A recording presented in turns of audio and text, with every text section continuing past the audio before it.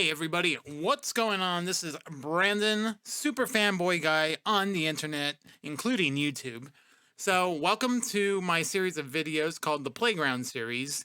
And if for some of you that don't know, the Playground series is kind of these videos that I do on YouTube where we take the old versus system card game, the one from 2004 to 2009, not the two-player CCG or deck building game, whatever they call it. This is the original versus system, and this is going to be episode 6, and we're going to talk about the Justice League deck. Many of you that played the game for quite a while now kind of know the main strategy of the Justice League deck.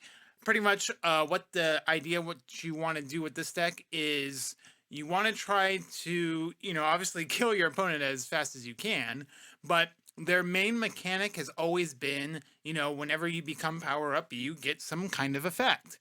And a lot of people will know that this deck is traditionally a JLI deck, which is also known as the Good Guys deck. But I wanted to do just the straight Justice League version of it because this is a deck that I have in paper form, and I've been playing this deck for a while now, and I actually have owned it for a while as well. And what I wanted to do is I thought this would be the simpler way to kind of show the power-up strategy. And I haven't really played the Good Guys deck before, and I just kind of wanted to show, the simplest form of it, which would be this deck. So this deck list, I don't remember where I got it from exactly. Either somebody in the collective group provided me the deck list for it on the, just in the group, and I think they got that from the old Tapatalk website. So if this is your original build, please send me a message on Instagram or leave a comment in YouTube, and I want to give credit where it's due. But anyway, so let's kind of talk a little bit about this deck and kind of what it does. So you'll notice we do have this Ted Cord Blue Beetle, which he is a JLI card, Justice League International. And you'll know that he has an effect to activate, discard a card, search your deck for a card named Booster Gold or an equipment card, reveal it, put it into your hand, and shuffle your deck. Booster Gold is one of the cards that's used in the Good Guys build, but we are not playing him in this build. So the equipment that we do fetch with him is Nth Metal, and whenever a equipped character attacks or defends, you may power up that character. So the ideal targets that we want for the Nth Metal, we have 3 targets. We have our 3-drop Shayera Thal, Hawkwoman, and she has an ability that whenever a character becomes powered up, you may discard a card. If you do, search your deck for a card named Carter Hall or an equipment card, reveal it, and put it into your hand and shuffle your deck. And we actually have 2 targets, the Nth Metal that I mentioned earlier, and then we also have Carter Hall, Hawkman. He gets +1/+1 while equipped, and then whenever a character you control becomes power up, target character you control gets +2 attack this attack while attacking a character of a higher cost or defending against a character of a higher cost. So not only do we have this Carter Hall, we also have this Eternal Hero. You can discard a card that shares an identity with an attacker or a defender you control. Power up target attacker or defender you control. Whenever a character you control becomes powered up, it gets an additional +1 defense attack. So this is one of the big reasons why we don't play the Good Guys build, is because of him. Because getting the +1 defense is really good against those aggro decks, even though it's not the greatest card ever printed, but getting +1 defense is always good. So that's why we don't play, like I mentioned, that's why we don't play the Good Guys build, is because we have this guy in our slot. So okay, so let's talk about some of the other cards. Let's talk about I guess this John Henry Iron Steel. Whenever a character you control becomes powered up during your first attack and defense's turn, it gets an additional +1/+1 this attack. So just nothing really great about him. He's just, he's got flight and range. He's a 4/5, but just kind of a nice filler card. And our true drop is going to be Connor Hawke, Green Arrow, Son of the Archer. He has reservist, which means you could recruit him if he's in your resource row. Whenever a character you control becomes powered up, that attacker gets an additional +1 attack. So just some more synergy that we have going for him. Now, the let's talk about this guy, the Firestorm, the Nuclear Man. Whenever a character you control becomes powered up, you may pay 3 endurance. If you do, draw a card. Paying 3 endurance is quite of a lot to pay, but the ability to draw extra cards is always good because in every card game, drawing cards is always a good thing, but this comes at a pretty hefty price. So you got to be careful how you actually how you use him. So just kind of be aware of that. Some other synergy cards. We have 1 copy of the 6-drop Kang, Lord Kang. Whenever an attacker adjacent to him becomes powered up, they cannot be stunned this attack. So definitely a deck where you want to have the even initiative because you could play this guy and then you attack and then you can power up and not worried about being stunned. But he is also the Kang Council team affiliation, so he is off the team. So that's why off the team as in he's not a Justice League character. So that's why we only play 1 copy of him. And we also have this Martian Manhunter founding member. Defenders you control that share affiliation with Martian Manhunter have reinforcement. So the ability to kind of soak up some damage is really helpful. Then we have this Hal Jordan Fearless. Whenever he stuns a character, exhaust all characters in the same row as that character. All right, we do also have another 7-drop character, the Wonder Woman founding member. Your opponents cannot play plot twist or use payment powers during your attack step.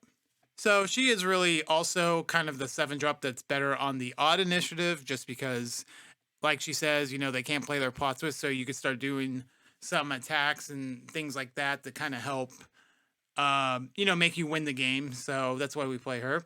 Okay, so now let's talk about some of the locations really quick. Hall of Justice is our number 1 location, which is we put the top card of our deck into our KO pile, power up target JLA attacker or defender you control. So another good way to power it up, just to discard a card from your hand. And of course we have the Soul World and Slaughter Swamp combo to, if we have to discard cards in our KO pile and then get them back later, we have those 2 to kind of get them back. And then how do we discard cards? Well, the Watchtower kind of allows us to do that. So you can activate, discard a card, reveal the top 4 cards of your deck, put a revealed JLA character from among them into your hand, and the remaining cards on the bottom of your deck. So another kind of good searcher card to try to get all your Justice League cards. And then another search card we have is Heroes Welcome. You may discard 2 cards. If you do, search your deck for a JLA card and reveal it. If you reveal a ally character card, you may search your deck for another card with the same name and reveal it. Put all revealed cards into your hand and shuffle your deck. So we can discard 2 cards to search for, let's say, a Firestorm, and then we add another Firestorm to our hand. That's pretty much how it works. But you can also discard them. We can also discard 2 cards to get maybe one of our 7-drops out into our hand. That's another thing you can do, but ideally you want to get the 2 for 2, pretty much. So we also have, for our plot twist, we have New Era as additional cost to reveal a Justice League character card from your hand. KO a location you control. If you do, search your deck for a location, reveal it, put it face down in your resource row, and shuffle your deck. So this is really good if, let's say, for example, you flip up Hall of Justice, you activate it, then you can flip up New Era to replace it, then maybe get another Hall of Justice or one of these other locations that you need. So that's just pretty self-explanatory. Next, we have Magnificent 7. Power up target JLA or JLI attacker or defender you control. If you control 4 or fewer resources, draw a card. Just another way for us to power up. Another way for us to power up is the Uni-Power. Target character you control has flight and range this turn and can attack hidden characters this turn. When that character attacks for the first time this turn, power up that character. So another way to just power up our characters. We have Pathetic Attempt just for any cards that maybe replace our location cards, such as Have a Blast or Death of a Dream, or maybe some kind of effect that KOs our characters, like Finishing Move or any of those kind of stuff. And then the last plot test we have, of course, is 4 copies of Cover Fire. Obviously, everybody knows this card. Target defender gets +2 defense for this attack for each other non-stun character with range you control. And let me just kind of check really quick. I do believe all of our characters have range. Yep. So everybody has range, adds extra defense. Or actually, the Wonder Woman does not have range. That's right. She's the only one. But by the time turn 7 comes out and you play her, you'll probably either be winning the game and you'll no longer need that. But okay, so that's kind of shows everybody the deck. And also there's one thing I want to add before I play test the deck. So in all different card games that I've played, I'm going to use Magic the Gathering as my example here. So, in Magic the Gathering, you have 5 different colors. You have blue, black, green, white, and red. And a lot of decks in Magic kind of use 2 or more colors to help really optimize, your deck strategies and, that kind of stuff. Personally, for me, I've always been a person that's been a fan of one color. So, like mono red or mono blue have been always kind of some of the decks that I like to play. And I've always liked playing single colored decks because, when you play multiple colors, it makes your mana base really awkward. So, for an example, let's say if I'm playing, I'll use the Is It Murktide deck in Modern, for example. That's a blue-red deck, right? Now, you could have a scenario where you have all red spells in your hand, but all islands also in your hand, and you can't cast any of them. But if we structured the deck to make it mono blue, for an example, so we had all blue spells and all island cards or island mana cards, it makes our deck more consistent because we're not missing colors and we can't get we can't miss our, what's the best way to say this? I think the best way what I'm trying to say is by playing a single color, you're able to not get mana screwed so much, like mana screwed as in terms of colors.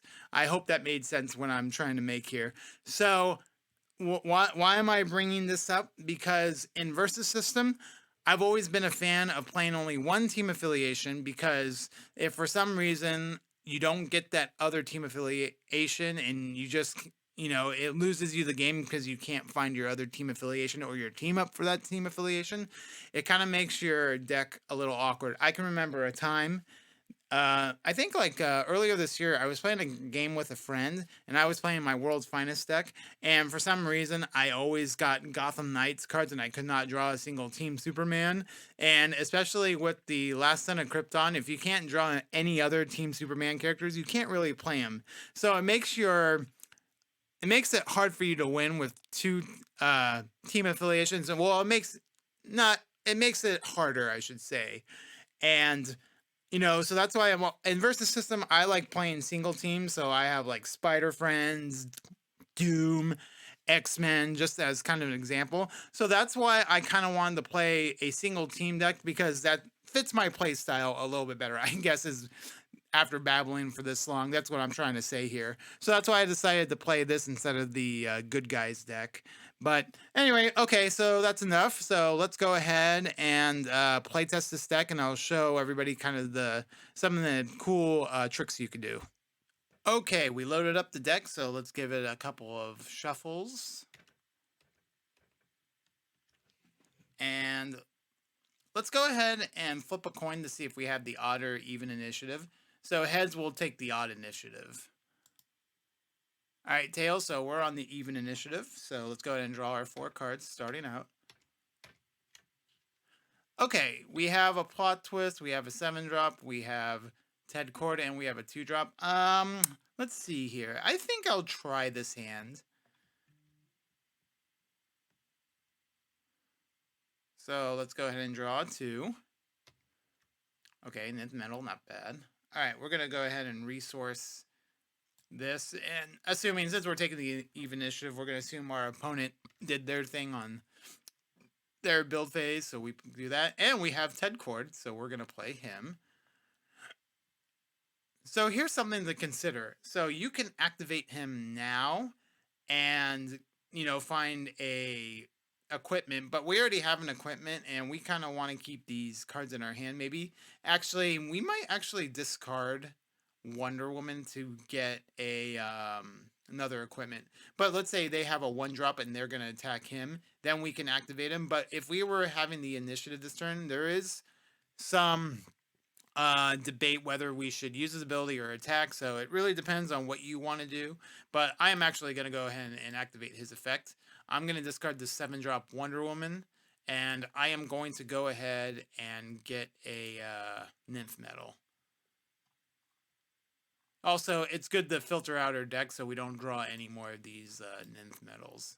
So that's something else to consider. All right, so let's go to turn 2. So we'll go there, and then we'll draw 1 and 2. Okay, good draw. And remember that we also have, we now have a 7-drop here. So those are our only 2 7-drops. So kind of remember that when you're playing this deck, because if you activate an effect, like we do Ted Court again, and you discard Hal Jordan, well, both of your 7-drops are now in the KO pile. So just kind of remember that. But anyway, okay, we're going to put Cover Fire in our resource row. And we're going to play Connor Hawke. And I'm going to form like this. Now, remember that Blue Beetle is a JLI, not a JLA character, so we can't reinforce. But that will be our turn 2. I would not equip one of these Nth Metals to anybody yet, because we really want this on either Hawkwoman and or Hawkman.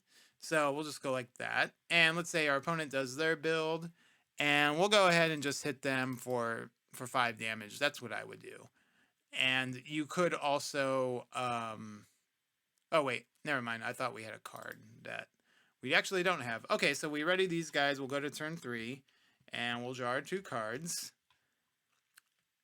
All right, so our opponent has the odd initiative. They do their build, whatever, play their characters. We're going to play our New Era face down, which is not really good right now because we don't have locations.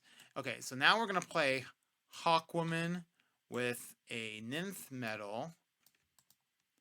All right, we're going to move. I guess our formation would be something like this. Something similar to that.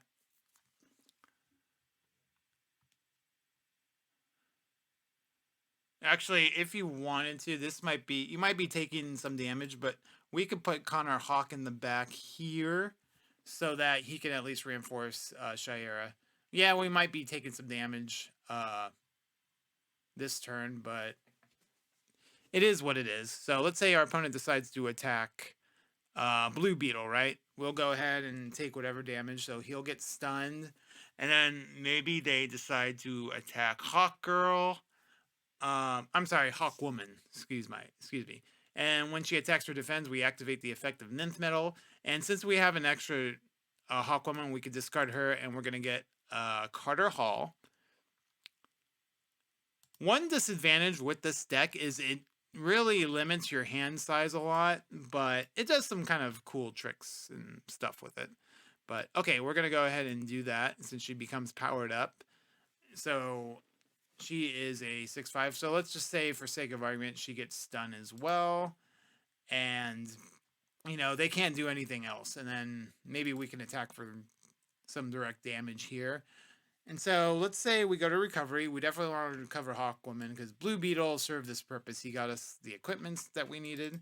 So let's go ahead and ready and draw 2 new cards. 1 and 2.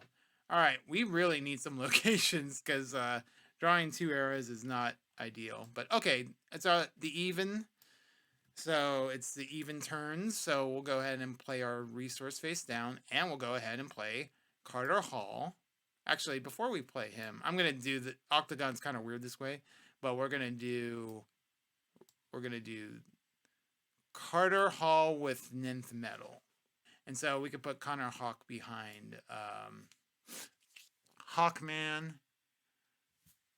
And not that I think it really matters, but we can also put, since she has flight and range, we could just put her back there.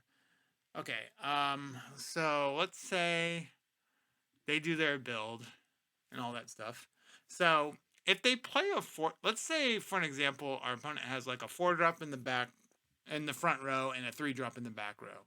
So an ideal strategy is you can have Hawkman, because he gets +1/+1 while equipped, so he's an 8/8. You can have Hawkman attack the back row 3-dropped. He becomes powered up with this, and when he becomes powered up, we could decide to give Shayera +2 attack or Connor Hawke +2 attack. Plus his ability is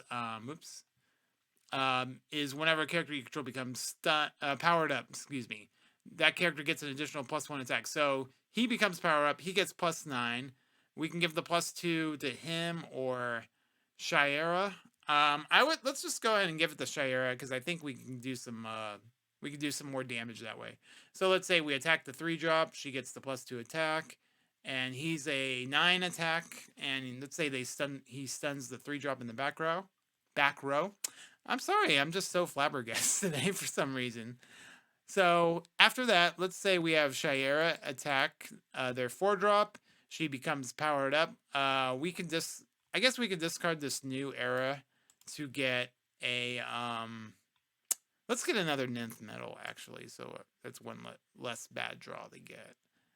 And if we draw Firestorm, we want to put that Nth Metal on him. And let me just check just in case. I have 2 left in the deck. Okay. So we'll do that. So since she becomes powered up, we activated her effect. She gets +1 from Connor, +2 from Hawkman, so 3 attack total. And that's a 8, and I think that's a 9 attack if my math is correct. Because she gets the +1 from being powered up, +1 here, +2 there. So yeah, I think that's 9 attack.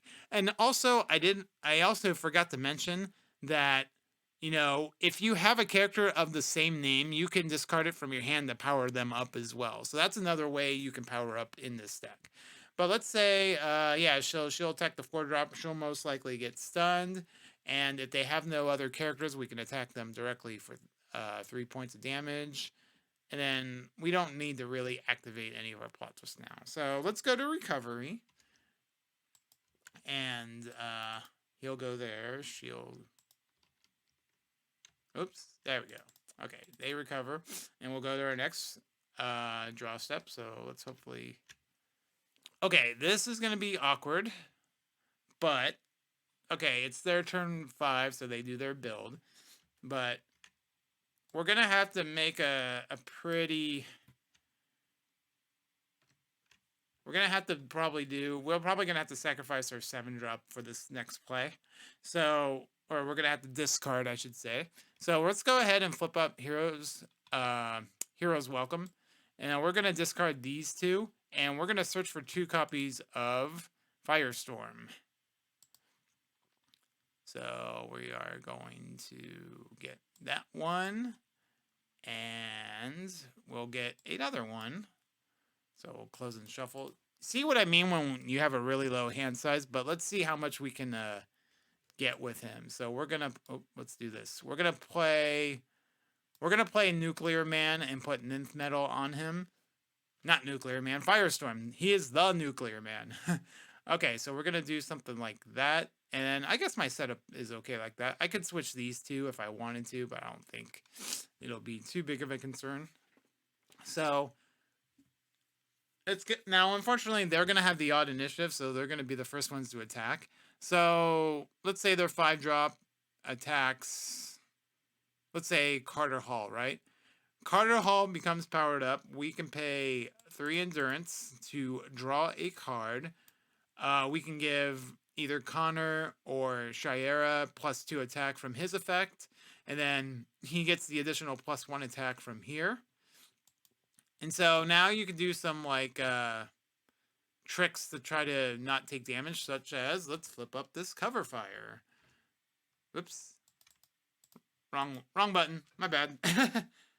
So let's go ahead and flip up this cover fire and give him +2 defense for each character with the range. So that's 2, 4, 6 defense.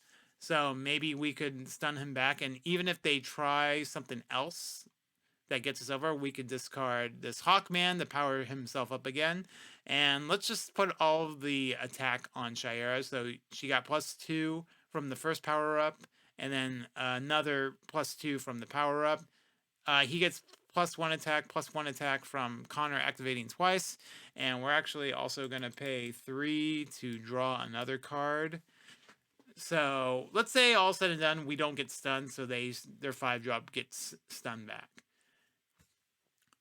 And let's say they do some other attacks. Let's say they have somebody with flight that decides to attack Connor. And let's say we'll take some stun damage plus whatever extra breakthrough damage. So we would probably be at... I'm just going to put 20 just as a marker. So Now, let's say they're out of characters. Let's go ahead and we'll attack with Firestorm. So the other thing we could do is we become powered up. So we can now, you gotta be careful because our life is kind of low right here. But, oh man, we're not really getting very good draws here. So we power up there. Just as long as we don't die this turn, I think we're okay. Now, we might have to do a thing where we attack with Shayera. She gets powered up and gets all the pump up effects, the power ups. We're gonna pay 3 more to draw another card. Okay, Watchtower would have been good earlier, but I don't know, it might still be good now. And then if we attack with Hawkman, he becomes powered up and all the other things happen. So we'll pay 3 and draw a card. Okay, 6 drop, not bad. And let's say, for sake of argument, he gets stunned. We take, from attacking. And then we're going to go ahead and go to recovery. So let's recover him. And we're going to lose Connor this turn. And we'll go to... Now we're on the even initiative, so we're going to be the first to attack. Soul World not looking too great here. But that's okay. We're going to go ahead and put the Watchtower face down. And we'll go ahead and flip it up and activate. So we're going to discard a card. Let's discard this blue beetle. And so we're going to look at the top. We're going to look at the top 4 cards of our deck and take a JLA character from among them. So who do we got? Okay, let's go ahead and take Firestorm because we might need him the power up. All right, and then this turn we're going to recruit Martian Manhunter in the concealed area. He could be visible or hidden. It doesn't really... I don't know. Since we're attacking first, I think it's... There is argument to put him in the visible just so he can soak up damage from your opponent's attacking with other characters. But I'm going to put him in the hidden area just in case. And then, yeah, I guess I'll do something like that.